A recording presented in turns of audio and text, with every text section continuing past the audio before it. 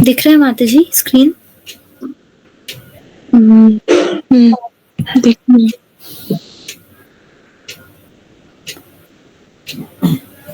मुझे थोड़ा सा स्ट्रेच करना पड़ा है दिखने में। जूम कर ले, जूम करके बड़ा कर ले। जूम तो कर ले, थोड़ा स्क्रीन है ना, इसलिए या तो उसको हॉरिजॉन्टल मोड में रखते करना पड़ेगा।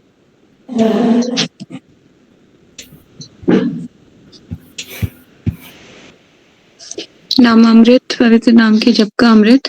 ठीक है, मैं एक बार अपने लैपटॉप स्क्रीन पे निकाल के देखती हूँ, मुझे मिल जाता है तो। मुझे एक्चुअली मेरी आईज वैसी भी मुझे ड्राई है और इतना स्ट्रेस देने पे ना और प्रॉब्लम फील हो रहा है। तो एक मिनट मैं देखती हूँ, रेक्टिव एक्स्ट्रा मॉड्यूल्स है मेरे पास। माता जी अब आपको ज्यादा क्लियर दिख रहा है? एक सेकेंड। वीक 21 है ना? हाँ, अब दिख रहा है माता जी ज्यादा क्लियर? हाँ, पहले से बेटर है। ठीक है। वीक 21 मिल गया।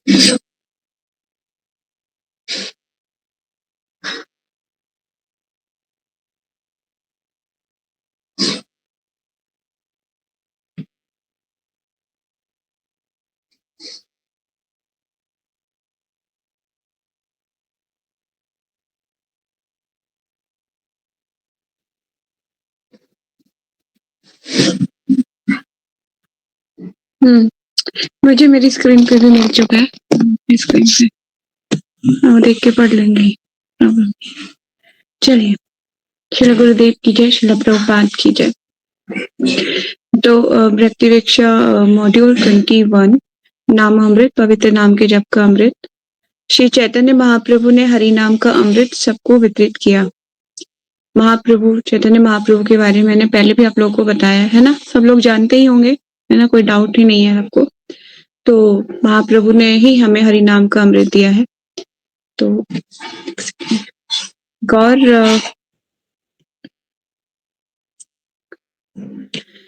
गौर कृष्ण नाम से विख्यात सर्वाधिक वदान्य पूर्ण पुरुषोत्तम भगवान ने हरे को, यहाँ तक कि अधम से अधम व्यक्तियों को भी अपने प्रेम तथा अपने पवित्र नाम के अमृत स्वरूप गुह्य कोश का वितरण किया।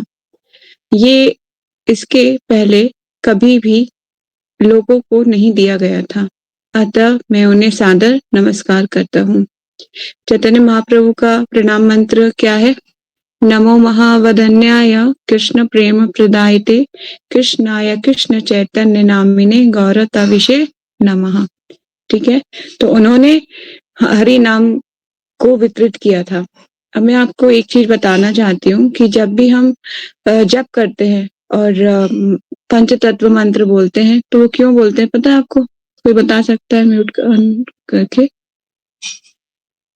ताकि हमारे जप के टाइम जो भी अपराध होते हों उनसे हमें रेक्टिफिकेशन हो सके। आई थिंक ऐसा ही है। यस, तो देखिए हम कलयुग के बद्ध जीव है ना, और यहाँ पे बोलते हैं जो कलयुग सबसे थर्ड क्वालिटी का जो लोग होते हैं वो कलयुग में ही होते हैं। हम तो बिल्कुल भक्ति के लायक ही नहीं है और ना ही भक्ति कर सकते हैं। कुछ कर सकते हैं हम बोलें कि हमने ये कर लिया वो कर लिया, पर हम कुछ करने लायक है नहीं। तो कहने का मतलब ये है कि लेकिन चैतन्य चैतामृत वो फ्यूचर में अगर आप पढ़ेंगे तो आपको समझ में आएगा कि उसमें लिखा है कि जब पंचतत्व मंत्र चैतन्य महाप्रभु का जो मंत्र है, पंचतत्व मंत्र है, सबका पढ़ा जाता है, तब हमारे अपराध काउंट नहीं होते हैं जपा में। ठीक है, तो फिर हमारी चैंटिंग वो काउंटेबल हो जाती है। जो हम उल्टी सीधी मोबाइल देखते ये करते वरते चैंटिंग करते हैं, है ना, नाम अपराध करते हैं चैंटिंग के वक्त। पर लेकिन कलयुग में महाप्रभु जो इतने दयालु हैं तभी वो आपने उनका वो सॉन्ग सुना है, श्री कृष्ण चैतन्य प्रभु दया करो मोरे, तुम बिना के दयालु जगत संसारे। ये सॉन्ग गाया जाता है मायापुर में जब श्रृंगार आरती होती है। हम श्रृंगार आरती अटेंड करेंगे ना साथ में, तो आप सुनना, इतना मजा आता है, ना अच्छा लगता है, बहुत अच्छा लगता है। उस टाइम सुबह श्रृंगार आरती में ये गाया जाता है पंचतत्व के सामने ये। तो इसीलिए एक चैतन्य महाप्रभु इतने दयालु हैं, और उनसे भी ज्यादा दयालु पता है कौन है? नित्यानंद प्रभु। नित्यानंद प्रभु वो इतने दयालु हैं कि महाप्रभु 1% हो सकता है कि वो माफ ना करें अपराधों को, पर नित्यानंद प्रभु इतने दयालु हैं कि वो कहते हैं कि महाप्रभु को भगवान इसे क्षमा कर दीजिए। गाय मधाई के केस में यही हुआ था, उन्होंने मारा नित्यानंद प्रभु को, ईंट फेंक के मारा, उनके वहां से खून निकलने लग गया नित्यानंद प्रभु के, क्योंकि प्रचार कर रहे थे ना, कह रहे थे हरि नाम लो, हरि नाम लो, हरि नाम लो। चैतन्य महाप्रभु ने हरिदास ठाकुर को और नित्यानंद प्रभु को भेजा था, जाओ घर घर जाओ, हरिदास जाओ, नित्यानंद, और जाके क्या करो, घर घर जाओ, गली गली बोलो क्या हरे कृष्णा महामंत्र सबको बताओ, प्रचार कार्य करो। तो वो जाते हैं, तो जगाई मदाई कहते हैं कि अगर हमने इसको भक्त बना लिया तो महाप्रभु बहुत प्रसन्न होंगे। तो उनको बोलते हैं, तो वो वैसे तो वो ब्राह्मण कुल के थे, पर ब्राह्मण होने के बावजूद भी वो सारा वो अधम कार्य करते थे, जो मतलब बुरे से बुरा कार्य, कोई ऐसा कार्य बुरा उन्होंने नहीं छोड़ा जो उन्होंने ना किया हो। यहाँ तक कि पर स्त्री संबंध बनाना, ब्राह्मणों को मारना पीटना, सब कुछ काम कर चुके थे, गलत जुआ हुआ, सब कुछ सारे नियम तोड़ चुके थे। तो कहने का मतलब ये है कि फिर जब नित्यानंद प्रभु को मारा, तब भी नित्यानंद प्रभु ने महाप्रभु गुस्से में आ गए थे, क्योंकि महाप्रभु ने जब देखा नित्यानंद प्रभु के हाथ, क्योंकि उनको सूचना मिल गई थी कि नित्यानंद प्रभु घायल हो चुके हैं, उनके माथे से खून निकल रहा है। तो वो जो है महाप्रभु दौड़ के आते हैं ना, तो बहुत तेजी से दौड़ के आते हैं, कृष्ण के रूप में खड़े हो जाते हैं कि चक्रा चक्रा ऐसे आवाज लगाते हैं, मतलब सुदर्शन चक्र को बुला रहे होते हैं। तो उनके पैर पकड़ लेते हैं नित्यानंद प्रभु, बलराम के रूप में है ना, वो बलराम जी हैं। तो बोलते हैं कि महाप्रभु आप मत, आपने इस युग में आपने शस्त्र धारण नहीं करने हैं, आपको कोई भी, आपने त्रेता में धारण कर लिए, द्वापर युग में भी धारण कर लिया, पर अभी आप इस फॉर्म में नहीं धारण कर सकते, आप शांत हो जाइए, शांत हो जाइए। तो उनको शांत करते हैं, मतलब इतने दयालु हैं नित्यानंद प्रभु की, बड़े से बड़े मतलब अपराध को भी भक्तों के वो भगवान के, मतलब हमें ले जाके भगवान के चरणों में खड़ा कर देते हैं। तो बताए मैं नित्यानंद प्रभु से यही प्रेयर करी थी कि नित्यानंद प्रभु प्लीज आप ऐसा कीजिए कि मुझे दोबारा से पूरी मेरा जो परिक्रमा है पूरी हो जाए, मैं अधूरी परिक्रमा ना रहे मेरी इस बार। तो वैसा ही हुआ, और परिक्रमा जो है 2 से 8 में ही 2 से 9 में ही कंप्लीट हो रही है, मतलब 9th को महामिलन हो रहा है कंप्लीट।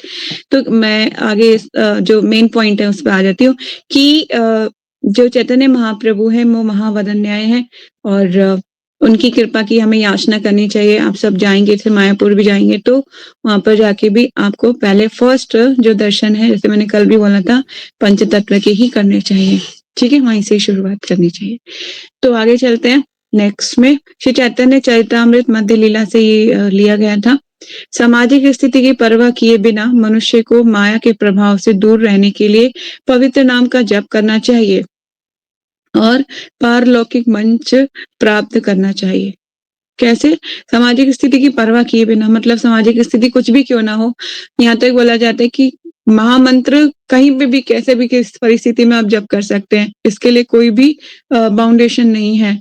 मुझे याद है कि मैं अपने भाई की डेड बॉडी के पास बैठ के भी जप कर रही थी हरे कृष्णा महामंत्र का माला पे।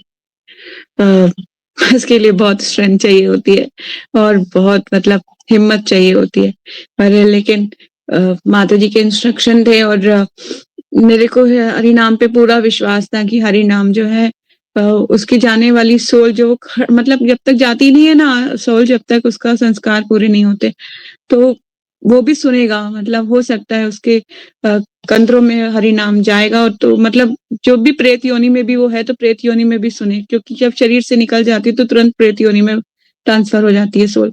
तो सुने थोड़ा सा भगवान का नाम तो हो सकता है कुछ गति अच्छी मिल जाए। तो इसी तरह से ये हरि नाम जो है इतना पवित्र है।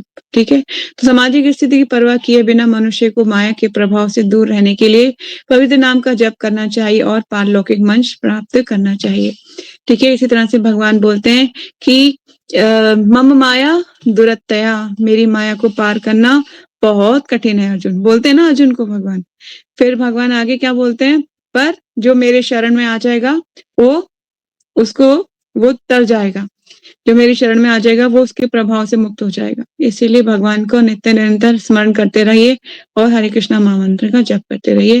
नेक्स्ट चलते हैं आगे। श्री चैतन्य महाप्रभु के आदेश पर उनके निजी सेवक गोविंद ने सारे दीन भिखारियों को बुलाया और अपनी गरीबी से जो अपनी गरीबी से दुखी थे और उन्हें पेट भर भोजन कराया। गरीबों को प्रसाद ग्रहण करते देखकर श्री चैतन्य महाप्रभु ने हरि बोल का उच्चारण किया और उन्हें उपदेश दिया। ठीक है, देखिए हमें ऐसा नहीं है कि जैसे मैं बोलती हूँ कि सकाम कर्म में ही ज्यादा प्रवृत्त होना चाहिए। बात यह कि अगर आप किसी को उसको जन्म मृत्यु के चक्कर से छुटाने में हेल्प कर सकते हैं तो वो बहुत ही अच्छा है। कहने का मतलब ये है कि काम सारे करने हैं पर किसने कैसे करने हैं। किसी को खाने की जगह प्रसाद खिलाइए, है ना। अगर किसी को आपने कंबल भी बांटने हैं तो ये सोच के बांटिए कि ये भगवान की भक्ति में लग सके। उसे हरे कृष्णा महामंत्र बुलवाइए। कोई भी चीज देने से पहले उसको बोलिए हरे कृष्णा बोलिए ना, उसको बोलिए एक बार ये बात, ताकि आपकी जो एक्टिविटी, आप कोई भी एक्टिविटी कर रहे हो, this is convert for the Krishna consciousness में कन्वर्ट हो जाए, ताकि उसका कुछ अकाउंट तो उसको मिले, है ना, उसका कुछ बेनिफिट उसे प्राप्त हो। इसी तरह से इस्कॉन भी फूड फॉर लाइफ करता है, पर वो क्या बांटता है, खाना नहीं, प्रसाद। ठीक है, तो इसी तरह से हम वही बता रही हूँ। जो चैतन्य महाप्रभु ने जैसे देखा कि दीन दुखी प्रसाद ग्रहण कर रहे हैं तो हरि बोल का उच्चारण किया और उन्हें उपदेश दिया कि इस नाम का कीर्तन करें। जो ही भिखारियों ने हरि बोल का उच्चारण किया तो वे सभी तुरंत भगवत प्रेम में निमग्न हो गए। इस तरह से चैतन्य महाप्रभु ने अद्भुत लीला संपन्न की। ठीक है, तो महाप्रभु ने इसी लीला संपन्न की। एक और मैं इसके संबंध में आपको सुनाना चाहती हूँ। एक बार महाप्रभु, शायद मैंने सुनाया भी होगा पहले, कि एक धोबी था, वो धोबी कपड़े धो रहा था और महाप्रभु उसके पास आए, बोले कि हरे कृष्णा बोलो, हरे कृष्णा बोलो। तो वो बोलता ही नहीं था, अरे मुझे काम करना है, कपड़े धोने दो, मुझे काम करना है। तो कपड़े पीटे जाए, महाप्रभु बोले हरे कृष्णा बोलो, नहीं बोल रहा था। महाप्रभु ने उसका आलिंगन कर लिया, मतलब उसको हाथ कर लिया है। तो वो फिर इतना ज्यादा भगवत प्रेम में उन्माद हो गया और फिर वो हरे कृष्णा कृष्णा कृष्णा हरे हरे जोर जोर से चिल्लाने लगा। वो जोर जोर से, मतलब जहां से भी महाप्रभु निकलते थे वहां से जो है सबको भक्त बनाते हुए निकलते थे। तो जब वो हरे कृष्णा महामंत्र जोर जोर से बोलने लगता है ऐसे भगवत प्रेम में उन्माद में, और उसको ऐसी अंदर से प्रेरणा मिलना शुरू हो जाती है, तो फिर वो मतलब वो भी जब भी किसी को मतलब छू लेता था तो वो भी हरे कृष्णा शुरू कर देता था बोलना। फॉर एग्जाम्पल कि अगर आपको हरे कृष्णा बोल रहे हो और आप किसी को छू लो तो वो भी हरे कृष्णा बोलने लगे, तो मतलब ऐसे चेन बनती गई और पूरा गांव कृष्णा कॉन्शियसनेस हो गया, सभी हरे कृष्णा बोलने लगे। तो मैं आपको एक गुड न्यूज देती हूँ, हमारी सुमित्रा भी अब 4 माला पे आ चुकी है। उसके लिए हरि बोल बोलिए। हरि बोल। ये सब तुलसी महारानी का कारनामा है, जो जितनी बार झाड़ू मारती है उतनी बार एक माला बढ़ती है। चलिए आगे चलते हैं। यस, कृष्ण भौतिक प्रकृति के तीनों गुणों के तहत भौतिक दुनिया का संचालन करते हैं और फलस्वरूप जीवन के 3 मंच हैं, मध्य, उच्च मध्य और नम्र। हाँ, जो जिस भी मंच पर स्थित है वे भौतिक प्रकृति के तरंगों द्वारा उछाला जाता है। कोई अमीर हो सकता है, कोई मध्य वर्ग का हो सकता है और कोई गरीब भिखारी हो सकता है, जिससे इससे कोई फर्क नहीं पड़ता। जब तक कोई व्यक्ति भौतिक प्रकृति के तीनों गुणों के अधीन है तब तक उसे इन विभाजनों का अनुभव करना पड़ता है। ठीक है, ऐसी 3 स्टेजेस से कोई भी हो सकता है, पर इसमें जो है सबके लिए सिमिलर क्या है, इसमें कोई फर्क नहीं पड़ेगा कि वो कौन से स्टेजेस में है। कोई कह सकता है वो तो बहुत अमीर है तो उनके लिए आसान है हरे कृष्णा करना, मैं बहुत गरीब हूं तो मेरे लिए मुश्किल है। नहीं, ये सबके लिए समान रूप से मतलब करने योग्य है और सब कर सकते हैं। इसमें कोई भी फ्री है, किसी के लिए कोई इसमें कोई देना नहीं होता, कुछ करना नहीं होता। सिर्फ बैठ के हरे कृष्णा महामंत्र का आप एक बार जप कर लीजिए। आप अपने मनुष्य जीवन का जो है मनुष्य जीवन को सार्थक कर सकते हैं। नेक्स्ट पैराग्राफ में चलते हैं। यस, श्री चैतन्य महाप्रभु ने इसीलिए भिखारियों को प्रसाद लेने के दौरान हरि बोल का जप करने की सलाह दी। जब भी आज क्या हुआ कि हम बुक डिस्ट्रीब्यूशन कर रहे थे टेम्पल में ही, तो बहुत लोगों को पूछा, आज एक भी बुक नहीं निकली। कोई बात नहीं, पर मुझे लगा कि मैं दीवार को ब्रेक करने का कार्य तो कर रही हूँ। गिरा कोई भी दे कोई बात नहीं, पर मैं मतलब चोट मारने का कार्य तो कर रही हूँ, है ना। दीवार से मतलब क्या है इसका मतलब ये है कि मैं लोगों के हृदय में वो मतलब ये बीज जरूर डाल रही हूँ कि वो बुक ले, है ना। लेकिन वो आगे टेम्पल में मतलब और भी किसी बुक स्टॉप जाएंगे तो वो जो पहले की चोट लगी हुई है वो वर्क जरूर करेगी। तो उनको लगा कि हाँ, मुझे पहले भी किसी ने बोला था और मैंने तब नहीं लिया था, अब मैं ले लेता हूँ। तो वो वहां पे कोई भी उसको दीवार को गिरा देगा, पर मैं उसको चोट मारने का कार्य कर रही हूँ। तो वो भी एक बड़ी सेवा है। मैं आज लगभग 60-70 लोगों को मैंने आज अप्रोच किया होगा कि मैं बुक ले लीजिए, है ना। तो बहुत से लोगों को ऐसा लगा कि इसे छूत की बीमारी है, जैसे ऐसे दूर दूर से चले जाते थे लोग।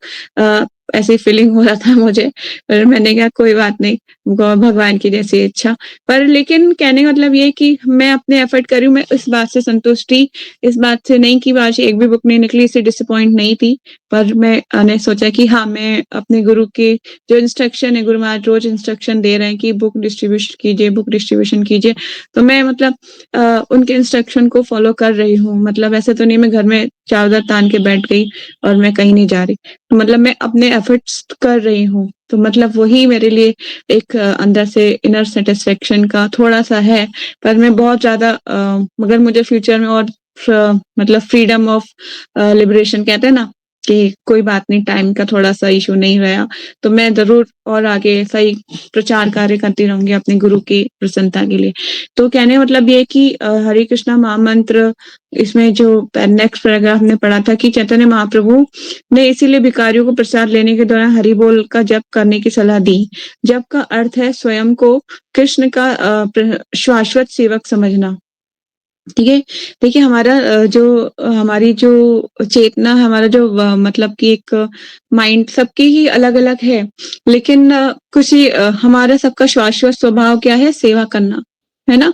हम हो सकता है कोई इंसान भगवान की सेवा नहीं कर रहा तो वो अपने बच्चों की सेवा कर रहा होगा, अपने पेरेंट्स की सेवा कर रहा होगा, है ना। लेकिन सेवा का स्वभाव सबका है, पर हमें उसको राइट डायरेक्शन में लगाना है। जिस तरह से मैं बहुत बार एक बात का एग्जांपल देती हूँ कि एक वायर को जब तक आप राइट डायरेक्शन में नहीं लगाएंगे, नहीं मतलब राइट प्लग में प्लग इन नहीं करेंगे, तो कभी भी करंट नहीं आएगा। इसी तरह से भक्ति में, जीवन में, जब आप सही डायरेक्शन में भक्ति में भगवान को अप्रोच नहीं करेंगे सही तरीके से, तो वो मतलब आप अपने सही गंतव्य पर नहीं पहुंच सकेंगे, है ना। एक राइट डायरेक्शन में पहुंचना और सही गुरु के मार्गदर्शन में चलना, तो हो सकता है कि आप आगे बढ़ सकते हैं। ठीक है, तो इसी का मतलब चैतन्य महाप्रभु ने बोले कि प्रसाद जब दिया भिखारियों को तो हरि बोल का जप करने की सलाह दी कि आप क्या हरि बोल तो बोलो। जप का अर्थ है स्वयं को कृष्ण का सेवक, शाश्वत सेवक समझना। सामाजिक स्थिति की परवाह किए बिना ये एकमात्र समाधान है। हर कोई माया के वंशीभूत है, इसीलिए सबको सबसे अच्छा तरीका ये सीखना है कि माया के चंगुल से कैसे निकला जाए। प्रभु की भक्ति में, सेवा में संलग्न होने के लिए अक्सर अग्रसर होकर कोई भी माया से जीत सकता है। देखिए, जब तक हम भगवान के शरणागत नहीं है, माया से नहीं जीत पाएंगे। हम भगवान के शरणागत हो जाएंगे तो माया से भी जीत सकते हैं। ठीक है, और परम गमन पारगमन मंच प्राप्त कर सकता है। भक्ति की शुरुआत श्रवण कीर्तन से होती है, इसलिए श्री चैतन्य महाप्रभु ने भिखारियों को सलाह दी कि वे हरे कृष्ण महामंत्र का जप करें ताकि पारलौकिक स्थिति प्राप्त करने में उन्नति हो सके। आध्यात्मिक स्तर पर अमीर, मध्य और गरीबों के बीच कोई अंतर नहीं है। आध्यात्मिक तौर पे कोई अंतर नहीं होता। आपको पता है, जैसे कि मैंने बहुत बार बताया भी है कि हम नहीं पूछते कि आपकी फाइनेंशियल कंडीशन कैसी है, आप रिच हो या नहीं हो या क्या हो, है ना। नहीं पूछते। एक हम सबकी कास्ट भी नहीं पूछते कि आप कौन सी कास्ट से बिलोंग करते हो, है ना? बस इतना ही है, आत्मा जो है भगवान का शाश्वत दास है, उसको भगवान का अंश है वो, और अंश होने के नाते जैसे कि जैसे मैंने शायद लास्ट क्लास में ही बताया होगा कि एक मुस्लिम ने बोला कि मैं तो मुस्लिम हूँ। तो मैंने उससे ये बोला कि आप मुस्लिम तो हो, पर लेकिन आत्मा को तो कोई हिंदू मुस्लिम धर्म नहीं होता है। आत्मा तो भगवान का अंश है, वो तो शाश्वत है। उसको यहाँ पर आके हिंदू मुस्लिम ज़रूर हो सकता है, पर वो उसको तो कोई धर्म नहीं होता ना आत्मा का। आत्मा का सिर्फ़ एक ही कार्य है, भगवान का सेवा करना। वो यहाँ पे आए, कोई भी शरीर धारण करे, चाहे हिंदू का या मुसलमान किसी भी परिवार में, पर उसको करना क्या है? भगवान की सेवा ही करनी है अल्टीमेट, ठीक है? आत्मा के लिए सब जगह पे एक ही इंस्ट्रक्शन है, ठीक है? नेक्स्ट में चलते हैं। हमारा जो इसमें कोई डाउट तो नहीं है आपका नामामृत में? नहीं? चलिए, ओके। चर्चा का विषय जीवन की पूर्णता। भगवद गीता का श्लोक होगा ये।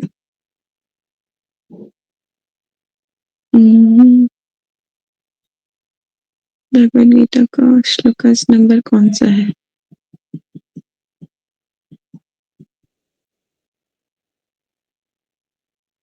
ओके, काफी बड़ी स्लाइड है, तो जल्दी से कंप्लीट करना होगा। चलिए,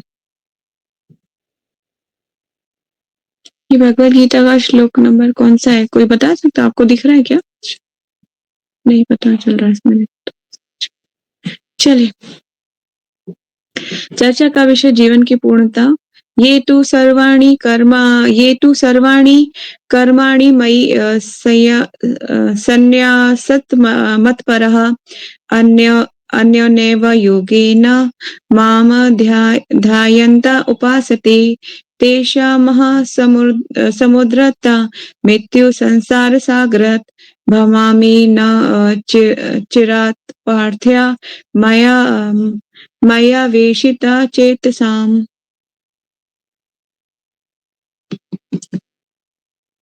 इसका अर्थ पढ़ लेते हैं।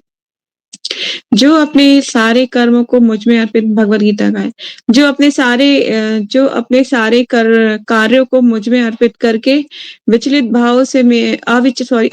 भाव से मेरी भक्ति करते हुए मेरी पूजा करते हैं और अपने चित्त को मुझ पर स्थित करके निरंतर मेरा ध्यान करते हैं, उनके लिए हे पार्थ, मैं जन्म मृत्यु के सागर से तुरंत उद्धार करने वाला हूँ।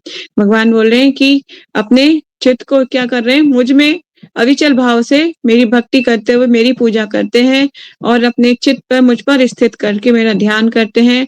भगवान बोल रहे हैं हे पार्थ, मतलब अर्जुन को भगवान संबोधित कर रहे हैं, मैं उसमें जन्म मृत्यु के सागर से तुरंत उद्धार करने वाला हूँ। ठीक है, तो भगवान तो इतने दयालु हैं। तात्पर्य पढ़ लेते हैं। जगत गुरु श्रील प्रभुपाद की जय। ये स्पष्ट कहा गया है कि भक्तजन अत्यंत भाग्यशाली है कि भगवान उनका इस भवसागर से तुरंत उद्धार कर देते हैं। शुद्ध भक्ति करने पर मनुष्य को इसकी अनुभूति होने लगती है कि ईश्वर महान है और जीवात्मा उसके अधीन है। उसका कर्तव्य है कि वे भगवान की सेवा करे और यदि वह ऐसा नहीं करता तो उसे माया की सेवा करनी होगी, है ना? अगर वो भगवान की सेवा नहीं कर रहा, जैसे मैंने पहले बोला, तो वो किसी और की सेवा कर रहा होगा, पर काम सेवा तो जरूरी करेगा, सेवा तो करनी ही पड़ेगी। ठीक है, जैसा कि पहले कहा जा चुका है कि केवल भक्ति से ही परमेश्वर को जाना जा सकता है। अतः मनुष्य को चाहिए कि वह पूर्ण रूप से भक्त बने। भगवान को प्राप्त करने के लिए वे अपने मन को कृष्ण में पूरी तरह से एकाग्र करे। वे कृष्ण के लिए ही कर्म करे, चाहे वे जो भी कर्म करे, लेकिन वे कर्म कृष्ण के लिए होना चाहिए। ठीक है, आप जो भी कार्य कर रहे हैं भगवान से संबंधित करना चाहिए। ठीक है, अब आप सोचो माता जी, कभी कभी ऐसी कोई चीजें होती है कि हम सब कुछ ये नहीं कर सकते कि भगवान के लिए करें, है ना?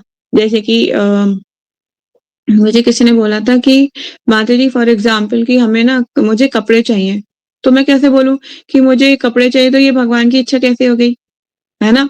ऐसा मुझसे किसी ने क्वेश्चन पूछा था। मुझे कपड़े चाहिए, पर मैं ये अब मुझे भगवान के लिए नहीं ले रही, मैं अपने लिए ले रही हूँ, तो ये कैसे हो गया कि मैं भगवान के लिए ले रही हूँ?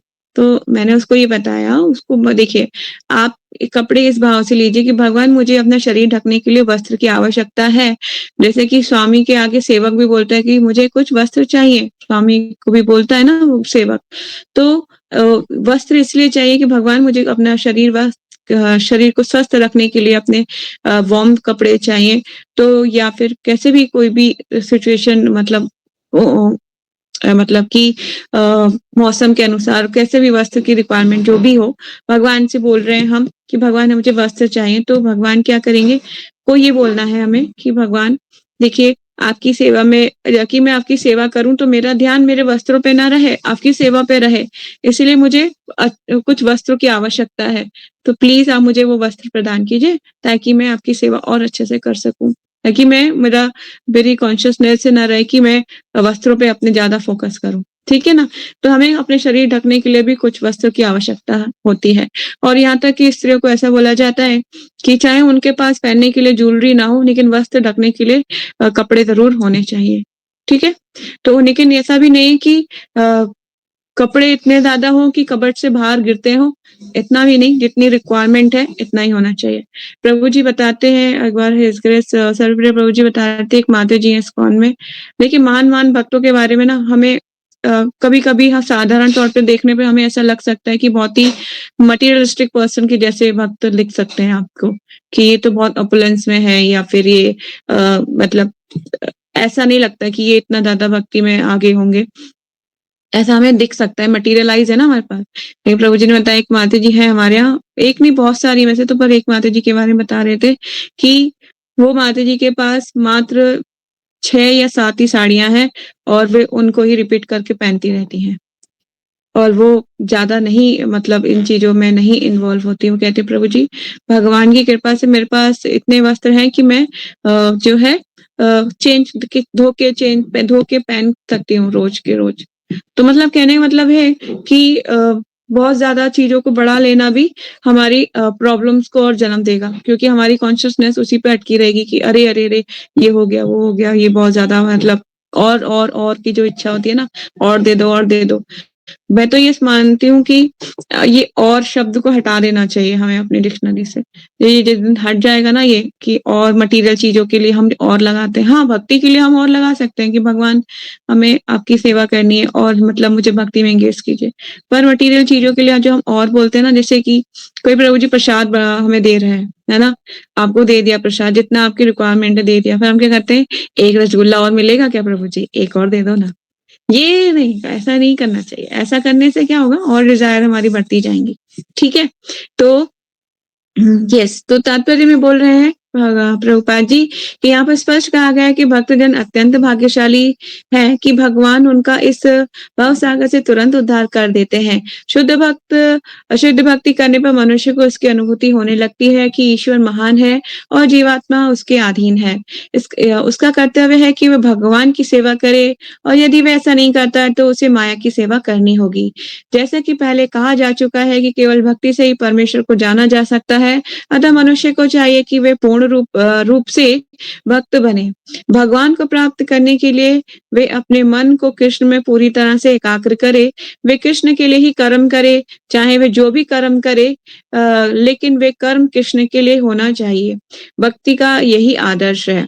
एक माता जी हैं जो कुछ भी खरीद के लाती है मार्केट से, तो पहले भगवान को दिखाती हैं। यहाँ तक कि वो सैनिटरी पैड्स भी खरीद के लाती है तो वो भगवान को दिखाती हैं। भगवान, ये मैं अपने मतलब अपने लिए लाई हूँ उन ज़रूरी दिनों के लिए जिनमें आपकी मैं सेवा नहीं कर पाती हूँ। तो प्लीज़ आप ये सामान मैं अपने घर के लिए लाई हूँ, ये मैं अपने लिए लाई हूँ भगवान, आप देख लीजिए। ये सारा राशन का सामान मैं लाई हूँ, इतना ये आया, इतना बिल है, ये आपकी लक्ष्मी मैंने इतनी यूज़ करी है, इतनी लक्ष्मी मैंने यूज़ करी है। क्यों? क्योंकि जब तक हम फिर दासत्व की भावना नहीं रहेगी ना, हम कुछ भी लेके आएँगे तो हम लगेगा कि ओह!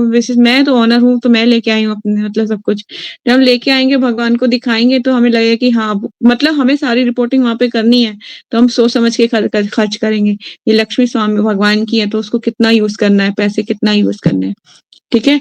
तो यस, तो कृष्ण के लिए ही कर्म होना चाहिए, भक्ति का यही आदर्श है। भगवान को प्रसन्न करना होता है। भक्त कृष्ण को प्रसन्न करने के अतिरिक्त और कुछ भी नहीं चाहता। उसके जीवन का उद्देश्य कृष्ण को प्रसन्न करना होता है और कृष्ण की तुष्टि के लिए ही वह सब कुछ उत्सर्ग कर सकता है। जिस प्रकार अर्जुन ने कुरुक्षेत्र में युद्ध में किया था, ये विधि अत्यंत सरल है। मनुष्य को अपने कार्य में लगा रहकर हरे कृष्णा महामंत्र का कीर्तन कर सकता है। ऐसे दिव्य कीर्तन से भक्त भगवान के प्रति आकृष्ट हो जाता है। यस, यहाँ पर भगवान वचन देते हैं कि वे ऐसे शुद्ध भक्त को तुरंत ही भवसागर से उद्धार कर देंगे जो योगाभ्यास में बड़े चढ़े हैं। वे योग द्वारा अपनी आत्मा को इच्छा अनुसार किसी भी लोक में ले जा सकते हैं और अन्य लोग इस अवसर को विभिन्न प्रकार से उपयोग में लाते हैं। लेकिन जहाँ तक भक्त का संबंध है, उसके लिए यहाँ स्पष्ट कहा गया है कि स्वयं भगवान ही उसे ले जाते हैं। भक्त को वैकुंठ में ले जाने के पूर्व अनुभवी बनने के लिए प्रतीक्षा नहीं करनी पड़ती। भगवान, इसे हमने ग्लोरी से तुलसी महारानी में भी पढ़ा था ना, कि जो तुलसी महारानी की नित्य निरंतर सेवा करता है, भगवान जनार्दन स्वयं आते हैं और उन्हें हाथ पकड़ के ले जाते हैं। ठीक है, तो भगवान मतलब ऐसे नहीं आते कि हम जैसे मूर्खों के लिए आ जाएं। भगवान बहुत रेयर भक्तों के लिए आते हैं। ठीक है, हमें तो पता नहीं, मुझे लगता है यमदूत ही आएंगे मुझे तो लेने, वैसे तो पापी हूं मैं।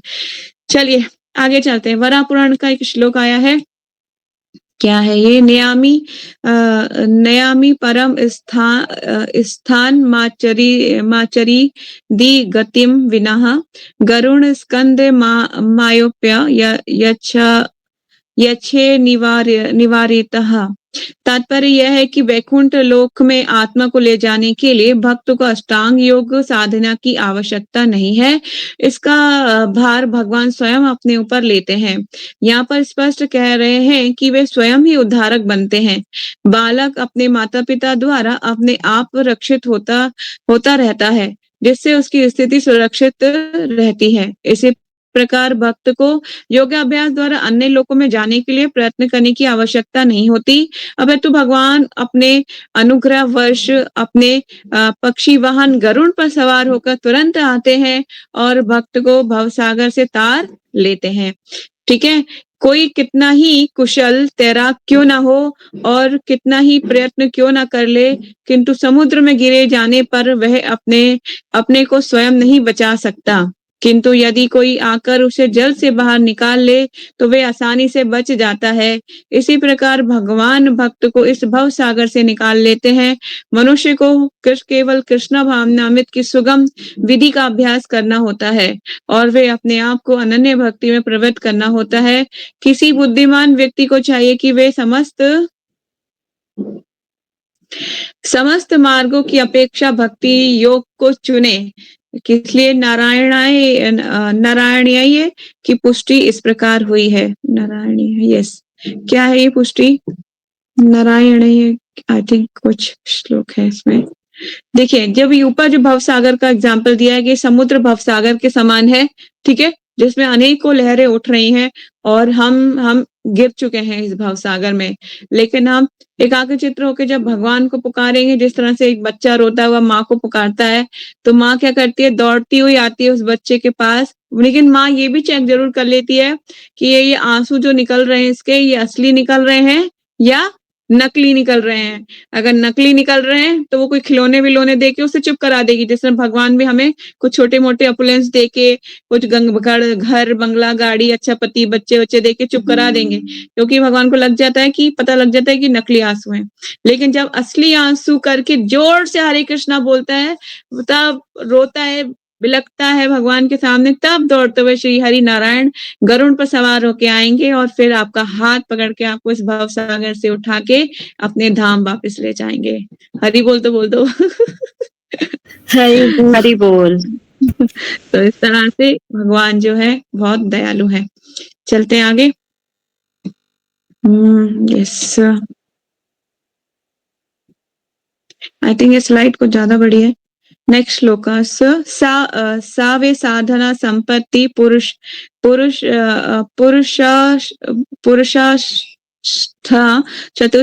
चतुष्टये तन्या बिना तदापनोति नरो नारायणाशय। इस श्लोक के भावार्थ में नीचे ले आते हैं। यस, इस श्लोक का भावार्थ यह है कि मनुष्य को चाहिए कि वे ना तो सकाम कर्म के विभिन्न विधियों को में वे परम भगवान की भक्ति में लीन, जो परम भगवान की भक्ति में लीन है, वे उन समस्त लक्ष्यों को प्राप्त करता है जो अन्य योग विधियों, चिंतन, अनुष्ठानों, यज्ञों, दान, पुण्यों आदि से प्राप्त होने वाले हैं। भक्ति का यही विशेष वरदान है। केवल कृष्ण के पवित्र नाम हरे कृष्णा कृष्णा कृष्णा हरे हरे, हरे राम राम राम हरे हरे का कीर्तन करने से भक्त सरलता तथा सुख पूर्वक परम धाम को पहुंच सकता है। लेकिन इस धाम को अनन्य किसी धार्मिक विधि द्वारा प्राप्त नहीं किया जा सकता। भगवत गीता का निष्कर्ष 18वें अध्याय में इस प्रकार व्यक्त हुआ है। क्या है निष्कर्ष भगवत गीता का? सर्वधर्मान् परित्यज्य मामेकं शरणं व्रज, अहम त्वं सर्व पापेभ्यो मोक्षयिष्यामि मा शुचा। आत्म साक्षात्कार की अन्य समस्त विधियों को त्याग कर केवल कृष्ण भावनामृत में भक्ति संपन्न करनी चाहिए। इससे जीवन की चरम सिद्धि प्राप्त की जा सकती है। मनुष्य को अपने गत जीवन के पापों पर विचार करने की आवश्यकता नहीं रह जाती, क्योंकि उसका उत्तरदायित्व भगवान अपने ऊपर ले लेते हैं। अतएव मनुष्य को व्यर्थ ही आध्यात्मिक अनुभूति में अपने उद्धार का प्रयत्न नहीं करना चाहिए। प्रत्येक व्यक्ति को चाहिए कि वे परम शक्तिमान कृष्ण की शरण ग्रहण करे।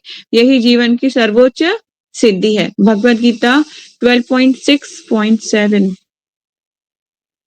अब आ जाते हैं क्वेश्चन आंसर पर। बहुत अच्छी थी ये स्लाइड, बहुत अच्छे से सारी चीजें बताई गई हैं। नेक्स्ट स्लाइड में क्वेश्चन आंसर पे आ जाते हैं हम में। यस, तो पहला क्वेश्चन है कि कृष्ण हमें भगवत धाम अपने साथ वापस ले जाने के लिए क्या करने को बताते हैं? यस, हरि कीर्तन, भगवत नाम, हरे कृष्ण कृष्ण कृष्ण हरे हरे, हरे राम राम राम हरे हरे। माता जी प्रॉपर सरेंडर करना। Yes, complete surrender. कैसे होगा कंप्लीट सरेंडर? कंप्लीट सरेंडर माता जी सब कुछ चीजें जब हम भगवान को सेंटर में रख के करेंगे तब होगा। Okay, good. चलते हैं आगे। एक शुद्ध भक्त कृष्ण के प्रति अपने संबंध और कार्यों के बारे में क्या समझ होती है? एक शुद्ध भक्त की कृष्ण के प्रति उनके संबंध और उनके कार्यों के बारे में क्या समझ होती है? ईशा, आंसर करोगे?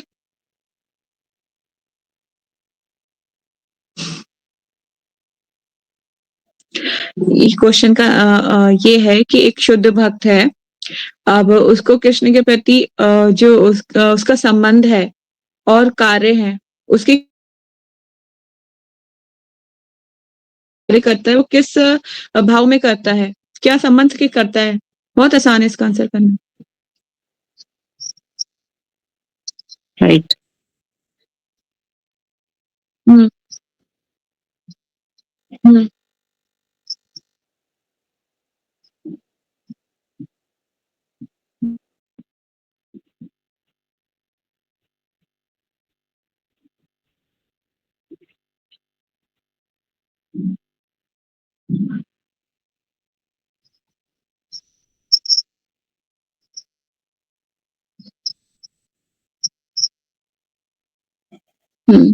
Yes, okay.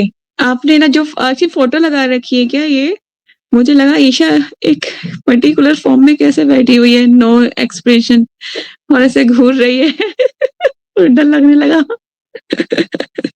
नेक्स्ट क्वेश्चन हम कृष्ण के साथ अपने संबंध और उनके प्रति अपनी जिम्मेदारियों के बारे में कैसे जागृत होने की आशा कर सकते हैं? हम कृष्ण के साथ अपने संबंध और उनके प्रति अपनी जिम्मेदारियों के बारे में कैसे जागृत होने की आशा कर सकते हैं? प्रचार करके, दूसरों में भगवत भक्ति जगाकर, ये हमारी कीर्तन करके, एसोसिएशन करके। यस, ये हमारी जिम्मेदारी है कि हम जो चीज हमें प्राप्त हुई है वो हमें दूसरों को बताना है, दूसरों को प्रचार करना, ये हमारी जिम्मेदारी है। ठीक है। नेक्स्ट क्वेश्चन, हमें सिद्धि प्राप्त करने के लिए दूसरी विधियों जैसे यज्ञ, भौतिक लाभ, अपनी परिकल्पनाओं द्वारा ज्ञान या अष्टांग योग आदि को क्यों नहीं करना चाहिए? श्लोक में रिपीट क्योंकि करूं? कलयुग के अंदर सिर्फ कीर्तन ही किया जा सकता है और उसी से ही भगवत प्राप्ति हो सकती है।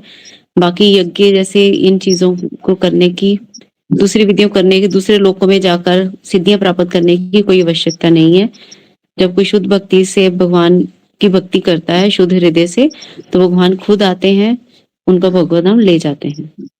हम्म तो स्लाइड में भी बोला गया था भौतिक विधि है, कोई भी विधि जो विधियां यहाँ पे बताई गई हैं, यज्ञ, भौतिक लाभ, अपनी परिकल्पनाओं द्वारा यज्ञ, ज्ञान, अष्टांग योग, क्योंकि इन सब से जो है ना एक क्षणिक लाभ मिल सकता है, मतलब पूरा लाभ नहीं मिलेगा।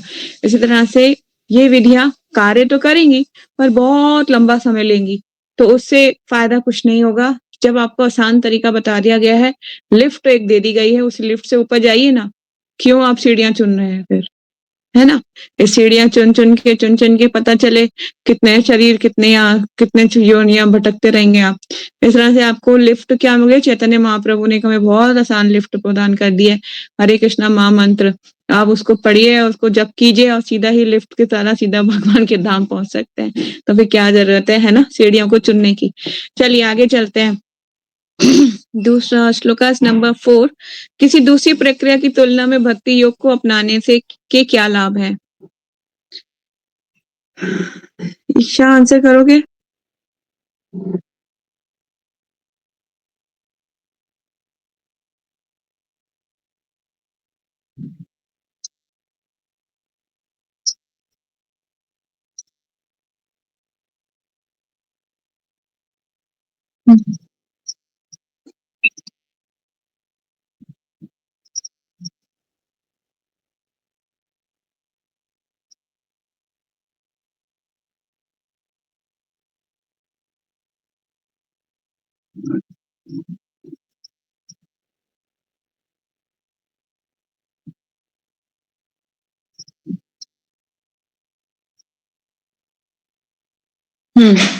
यस।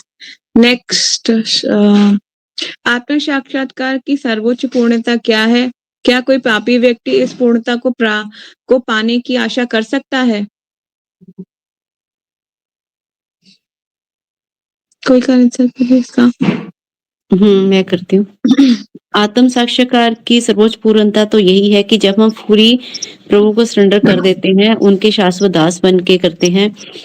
हम घर भी कहते हैं कि हम प्रभु हमारे घर में नहीं है, हम प्रभु के घर में उनके एक चाकर बन के रहते हैं, उनके सेवक बन के रहते हैं। यही सर्वोच्च पूर्णता होती है कि जब कोई भी जीव है वो भगवान को ही सबसे सर्वोपरि सुपर मानता है और अपने आप को तुच्छ मानता है। और कोई पापी व्यक्ति इसको पाने की आशा कर सकता है? बिल्कुल कर सकता है, ऐसा कुछ नहीं है, क्योंकि प्रभु से बड़ा प्रभु का नाम होता है। नाम जप करके एक पापी व्यक्ति भी इस पूर्णता को प्राप्त कर सकता है। यस। इसके लिए कोई योग्यता नहीं चाहिए कि आप कितने अमीर हैं, कितने गरीब हैं, क्या आपकी स्टेज है, कुछ नहीं चाहिए। यस, इस श्लोक पर अपने अनुभव बताइए, एक एक करके सब अपने एक्सपीरियंस शेयर कर सकते हैं। जयश्री, आपसे शुरू करते हो। माता जी कौन सा श्लोक? हमने श्लोक पढ़ा कौन था सा? ना, सर्वधर्मान् परित्यज्य मामेकं शरणं भज। अच्छा, माता जी इस वाले श्लोक को पढ़ के ना मतलब ऐसे ही अनुभव होता है कि मतलब मैं बीइंग अ पर्सनालिटी, मतलब मैं अपने आप को बहुत ज्यादा पापी समझती हूँ। तो मतलब वो ऐसा थोड़ा अंदर से कॉन्फिडेंस आता है कि भगवान ऐसे पीछे से बकअप कर रहे हैं कि कोई बात नहीं, तुमने जो करा सो करा, अभी मैं तुम्हारे साथ खड़ा हूँ, इट्स ओके, जो हो गया सो हो गया, अभी मैं तुम्हारे साथ हूँ, तुम मुझे कंप्लीट सरेंडर करो, बाकी सब मैं देख लूंगा। तो मतलब ऐसा लगता है कि मेरे साथ पीछे कोई मेरे सुप्रीम पेरेंट्स एश्योरेंस खड़े दे हैं। रहे हैं, हाँ एश्योरेंस दे रहे हैं कि अब कुछ नहीं होगा, कोई बात नहीं बेटा, है हाँ, ना? ऐसा वाला फीलिंग आता है। Good. Yes, anyone else? Isha answer करोगे?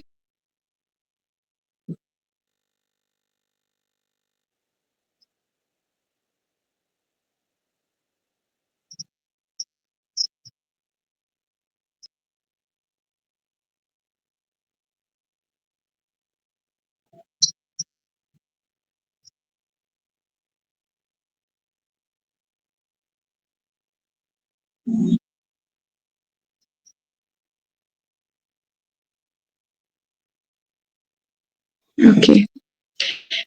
डेज़ी दीदी, तुलसी दीदी। सेम ऐसा ही है। कोई भी हुँ। सिचुएशन ऐसी आती भी है तो एक पल के लिए कुछ ऐसा फील भी हो, लेकिन साथ ही अंदर से फिर एक आवाज़ आती है कि I am with you, I am with you. If I am here then no fear. Yes, मैं भी शेयर करना चाहती हूँ।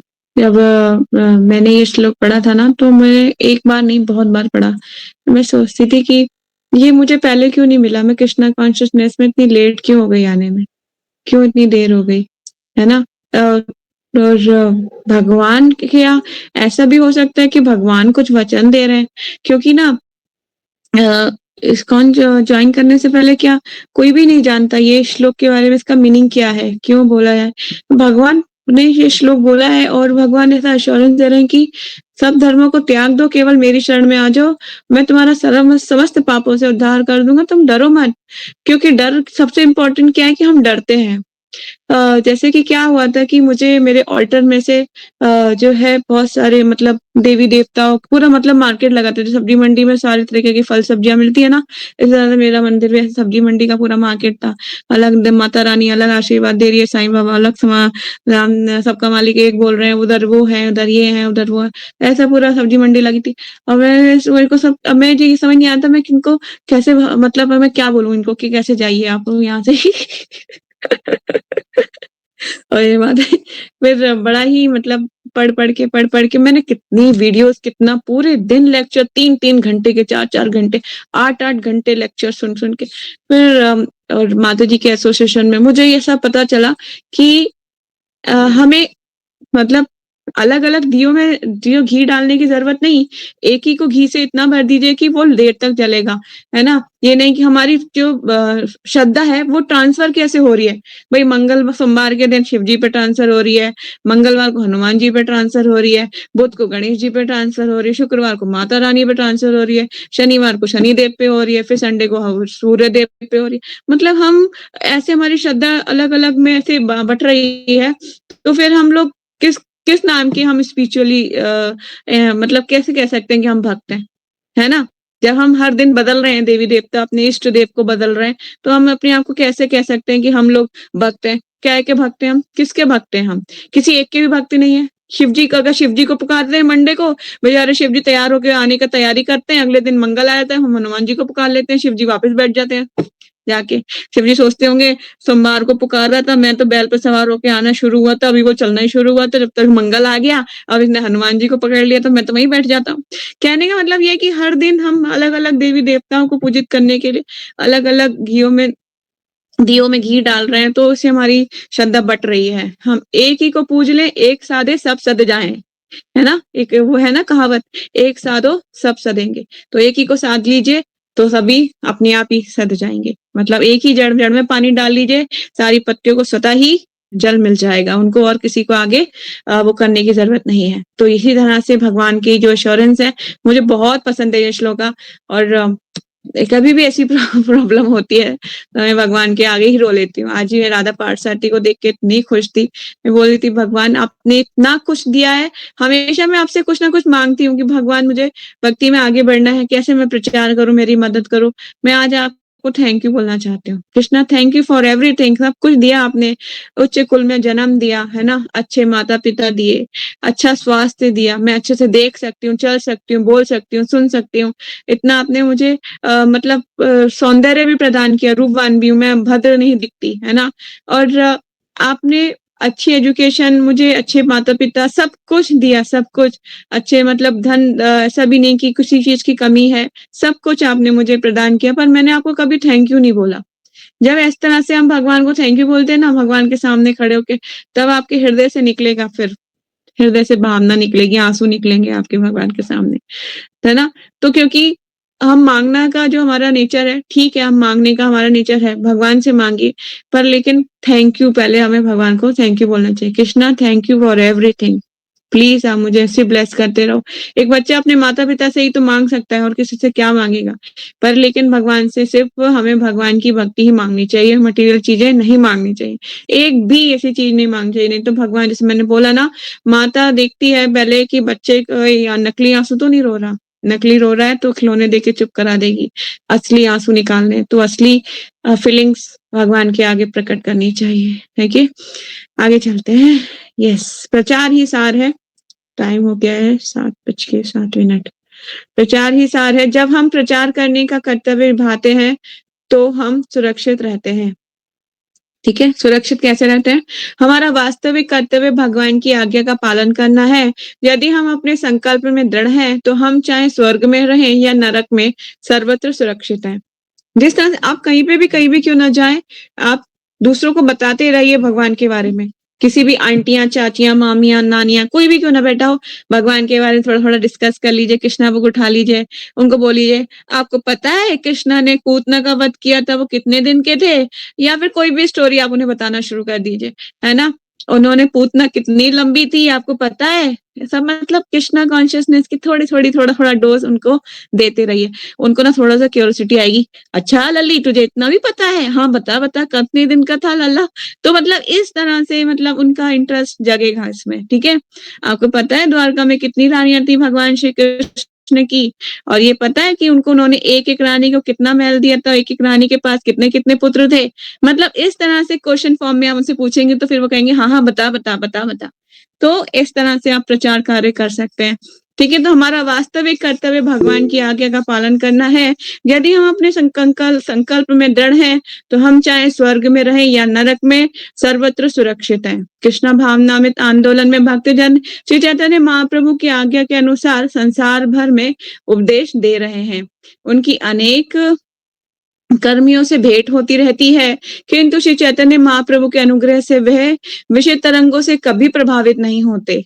ऐसा कनिष्ठ भक्त जो श्री चैतन्य महाप्रभु के संप्रदाय का विश्व भर में उपदेश देता है, उसे विषय तरंगे नहीं सताती। विषय तरंगे मतलब अनेक अलग विषय, जैसे कि काम, क्रोध, लोभ, मोह, मत्सर्य के जो विषय हमें सताते नहीं है। क्योंकि आपको जब भी आप भक्ति में ऐसा होगा ना, नीचे आने का ऐसे प्रयास करो, तुरंत ही आपको रेड लाइट आपके शो होना शुरू हो जाएगी कि ऐसा लगेगा कि मैं भक्ति नीचे जा रही हूँ, भगवान से प्रेयर करो, है ना?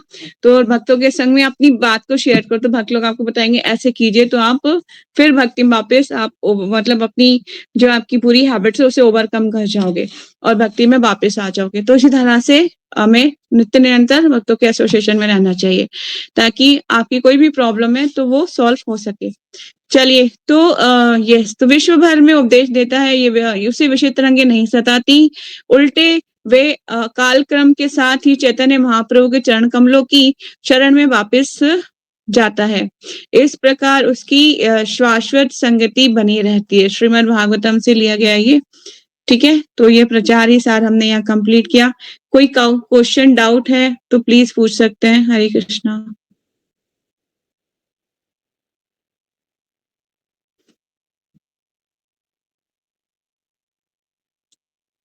किसी का कोई question, doubt? Okay, Jayshree, no question. Okay, आज कोई भी क्वेश्चन नहीं है, पहली बार ऐसा हो रहा है आपका, है ना? You are asking every class.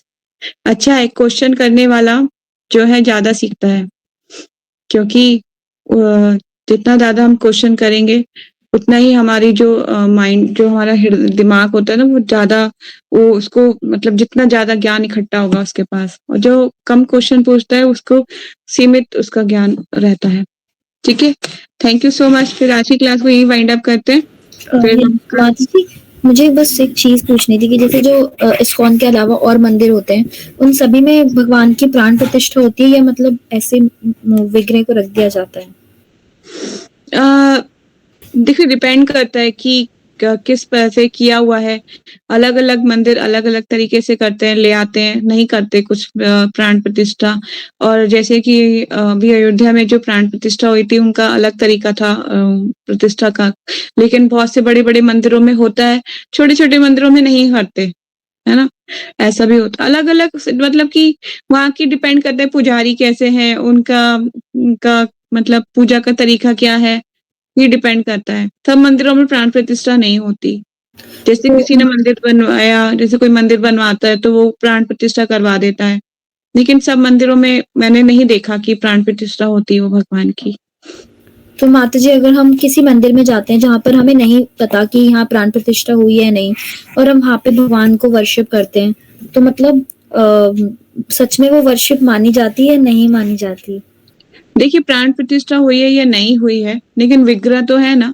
विग्रह is not different to Krishna. बोलते हैं विग्रह, भगवान के जो विग्रह हैं वो डिफरेंट नहीं होते, क्योंकि विग्रह जब सामने है, आपको दिख रहे हैं, तो भगवान का एक प्रतिरूप है जो हमारी भौतिक आय से हमें सुटेबल है देखने के लिए, है ना। भगवान को तो हम ऐसे सर्वत्र नहीं देख सकते, क्योंकि उसके दिव्य नेत्र प्रदान किए थे अर्जुन को भगवान ने, है ना। पर हमारे पास तो वो दिव्य नेत्र नहीं है, हमारे पास ये मटीरियलाइज है। जब हमारा शरीर जला दिया जाएगा तो ये नेत्र भी जल के राख हो जाने हैं। ठीक है, तो इन नेत्रों से देखने योग्य जो वस्तु है, वही वस्तु को हम भगवान को, विग्रह को भी देखते हैं।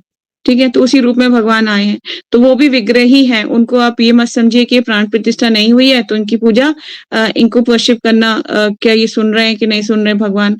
ऐसे तो घर के विग्रह भी हमारे होते हैं, पर वो प्राण प्रतिष्ठित नहीं है, तो क्या वो हमारी वर्शिप नहीं सुनेंगे? नहीं, विग्रह विग्रह होते हैं, जरूरी नहीं कि प्राण प्रतिष्ठा ही हो। प्राण प्रतिष्ठित होने का मतलब ये होता है कि जिस जगह पे वो प्राण प्रतिष्ठित विग्रह होते हैं, वो वहाँ पे सर्विस जो होती है वो मतलब 1 मिनट भी ऊपर-नीचे नहीं होनी चाहिए। कहने का मतलब है कि अगर आप सुबह 7 बजे बाल भोग दे रहे हो भगवान को, तो 7 बज के 10 मिनट भी नहीं होने चाहिए भोग देने में, क्योंकि वो उस टाइम पे वेट कर रहे हैं वहाँ पे भगवान, और वेट कर रहे हैं, तो भगवान की सेवा में अपराध काउंट हो रहा है, मतलब 10 मिनट का अपराध काउंट हो जाएगा, फिर उतना ही आपको प्रॉब्लम, जैसे कि प्रॉब्लम से मतलब कि बहुत मैं एक बताती हूँ आपको। एक पुजारी था, हमारे राधा पार्षद टेम्पल की बात है या किसी और टेम्पल की बात है, मुझे एक लेक्चर में सुन रही थी, हिज ग्रेस मोहन प्रभु जी बता रहे थे कि वो पुजारी जो है डेली सेवा कर रहा था, भगवान की डेली सेवा कर रहा था। उसके ना सेवा करते हुए क्या हुआ कि उसके पैर के अंगूठे में घाव हो गया, एक घाव, और उस घाव में उसको जब भी वो ऑल्टर में एंटर करता उसको बहुत दर्द होता था, बहुत दर्द होता था। और वो उसने कितने डॉक्टर को दिखा लिया पर कुछ नहीं हुआ, उसको किसी को कुछ समझ में नहीं आया, बहुत परेशान हो रहा था। वो सबसे डिस्कस भी किया उसने कि मेरी प्रॉब्लम सोल्यूशन नहीं मिल रहा है। तो अब कुछ दिन बाद क्या हुआ कि जैसे ऑल्टर की रात को हम ऑल्टर वाइंडर से भगवान को सुलाते हैं, शयन कराते हैं, तो वैसे ही उसने शयन करा रहा था, तो उसने देखा कि भगवान के जो जैसे विग्रह हैं, विग्रह के पास भगवान का जो अंगूठा है, जहाँ पे भगवान खड़े होते हैं ना, तो भगवान का जो अंगूठा है ना पैर का, तो वहाँ पे ना पानी जमा था, उससे काई लग गई थी वहाँ पर, और काई लग गई थी, तो वहाँ पे भगवान गीले में ही खड़े हुए थे, अंगूठे पे उनकी काई लग गई, और जैसे ही उसने वहाँ पे अंगूठा उनका क्लीन करा, अगले दिन उसका घाव भर गया। तो कहने का मतलब ये है कि भगवान मतलब शाश्वत भगवान सामने खड़े हैं, और मतलब कि वो प्राण प्रतिष्ठित विग्रह के मतलब बताया ना नियम, नियम वो तुरंत ही नियम बहुत कठिन होते हैं, वो वेट कर रहे हैं आपकी सेवा का, क्यों लेट कर रहे हो सेवा में? तो बहुत ही मतलब स्ट्रिक्ट होता है, स्ट्रिक्ट रूल्स रेगुलेशंस होते हैं, आप बिल्कुल लेट नहीं कर सकते। अब आपको ये है कि पता है, अब भक्ति रसामृत सिंधु में जो है 32 तरीके के अपराध बताए गए हैं, है ना। उस 32 तरीके के अपराधों में ये भी है कि ऑल्टर की सेवा करते-करते आप वोलेन नहीं कैरी कर सकते, गरम कपड़े नहीं पहन सकते। आप भगवान की सेवा कर रहे हो तो आप वोलेन नहीं पहन सकते। आप देखिए राधा पार्षद ऑल्टर में जो पुजारी खड़ा रहते हैं, वो कॉटन की धोती पहने होते हैं सिर्फ, है ना। क्यों? क्योंकि वोलेन नहीं पहन सकते भगवान के सामने। क्योंकि वोलेन जो है वो तमोगुणी बताया जाता है कि तमोगुण के वोलेन जो होता है तमोगुणी कहला जाता है वस्त्र ना, क्योंकि उसमें जिस ऊन से निकलता है ना, वो भेड़ की ऊन होती है ना, भेड़ के शरीर से ऊन निकलती है, वो पशु की होती है, तो इसी तरह से वो मना किया जाता है कि वो नहीं पहनना। तो इसी तरह से ये मतलब प्राण प्रतिष्ठित ब्राह्मण दीक्षित हैं और ऑल्टर के सामने सेवा कर रहे हैं और प्राण प्रतिष्ठित विग्रह हैं, तो बहुत ही नियम हो जाते हैं, कठिन नियम है। इसी तरह से ऐसा नहीं है कि भगवान अगर प्राण प्रतिष्ठित विग्रह हमारे घर में भी हैं तो वो सुन नहीं रहे, वो भी सुन रहे हैं, वो भी उतने ही आपकी बात सुन रहे हैं। पर जो प्राण प्रतिष्ठित होते हैं तो और भी कठिन नियम होते हैं, बहुत कठिन नियम होते हैं, इसलिए बहुत ही सोच समझ के प्राण प्रतिष्ठा करानी चाहिए। प्रभु जी तो बोलते हैं, इस ग्रेस से सर्वप्रिय प्रभु जी ने बताया था, मैंने एक बार पूछा था, प्रभु जी क्या घर के डीटीज को भी प्राण प्रतिष्ठा करानी चाहिए? जैसे मैंने एक बार सोचा था कि मैं अपने डीटीज का कराऊं, लेकिन प्रभु जी बोले नहीं, कदापि नहीं, बिल्कुल नहीं। क्यों? क्योंकि अगर आपने प्राण प्रतिष्ठा करा लिया और सेवा में देरी हो गई, तो भगवान ने ऐसे उटक-पटक लगाएँगे तुम्हारी कि भूल जाओगे सब कुछ। कहने मतलब है कि बहुत ही सेवा आपकी कठिन हो जाती है फिर, ठीक है? अभी तो आप प्रेम पूर्वक सेवा कर रहे हो, जैसे भी कर रहे हो, कोई नहीं, थोड़ा लेट हो जाता है, कोई बात नहीं, भगवान सहन कर लेते हैं कि कोई बात नहीं, आ रहा है, आ रहा है, आ रहा है। पर लेकिन प्राण प्रतिष्ठा हो गई तो तुरंत ही चाहिए जी सेवा के लिए, तुरंत हाजिर, बिल्कुल नहीं सेवा छोड़ सकते। जो नियम बन गया वो तो बन गया, वो तो फिर वही नियम चलेगा, चाहे आप जी जाओ या मर जाओ, कोई उसमें वो नहीं है। मरोगे तो भगवान के ही सेवा को ना भगवान देख लेंगे अपने आप, क्या करना है। पर लेकिन सेवा तो सेवा ही है, करनी ही पड़ेगी। इसलिए इज वेरी इंपॉर्टेंट। जो नॉर्मल मंदिर भी होते नहीं है उन्हें प्राण प्रतिष्ठा, तब भी वो डीटीज ही हैं, उनकी भी वैसे ही वर्शिप करनी चाहिए, ठीक है?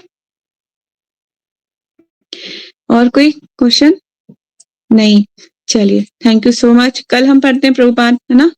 प्रभुपाद बुक पढ़ें कल, और कल देखते हैं। हाँ, कल